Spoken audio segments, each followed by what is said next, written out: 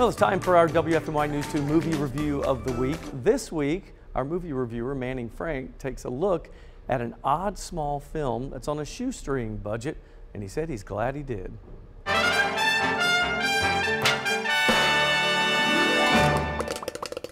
After doing this song and dance with you all for the past couple years, I would like to think that I would have an understanding about what films are coming out throughout the year. At least I would hope so.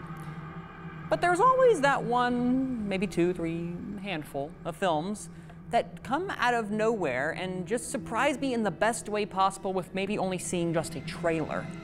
That was my experience with the film Strange Darling, a pseudo-psychological thriller that takes the genre and flips it on its head. So I'm gonna have to ask you a question. Are you a serial killer? What did you just say? In Strange Darling, nothing is what it seems. A one-night stand between a man and a woman turns deadly as a prolific serial killer enters the mix. Told in 6 connected chapters, this thriller is one where any more information given to the viewer may end up being a spoiler. Here, kitty, kitty, kitty. The moment that Strange Darling starts the film off with the title card, Chapter 3, in big, bold letters, you know you are in for something special as the film meticulously plays with the narrative like a game of chess meets Russian roulette. Director and writer J.T. Molnar defies genre expectations by cleverly playing with our perceived notions of horror and thrillers alike. By following a nonlinear structure, Strange Darling gradually and intentionally reveals its warped narrative that rewards the viewer with both thrilling scenes and shocking twists.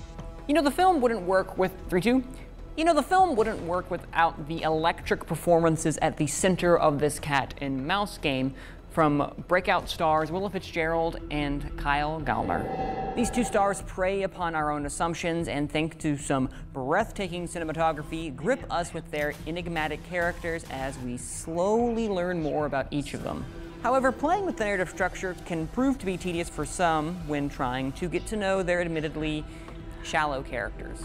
Strange Darling leans more into the camp of an excellent exercise in breaking genre and nonlinear storytelling than it does in the traditional path of my usual niche of character-driven dramas. I love those.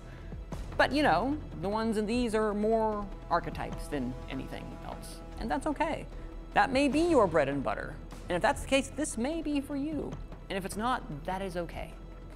But let's not forget, this is only an hour and 30 minutes, so hey, what have we got to lose? I'm giving Strange Darling a conditional 2 approved. You can see it only in theaters. Definitely seems a little spooky, Oh, I would it's say. a Dark horror and thriller. Yeah, he told me, we were talking about this, and he said no famous people that you would know, limited budget, and you know, kind of newcomers to the industry. But he said it's one of the better films from like an independent genre that he's seen. And he says they keep flashing back, so you see the future, and then you see a little bit now, and then you see some past, and little by little it tells the whole story. I guess it depends if you like scary movies kind of situation.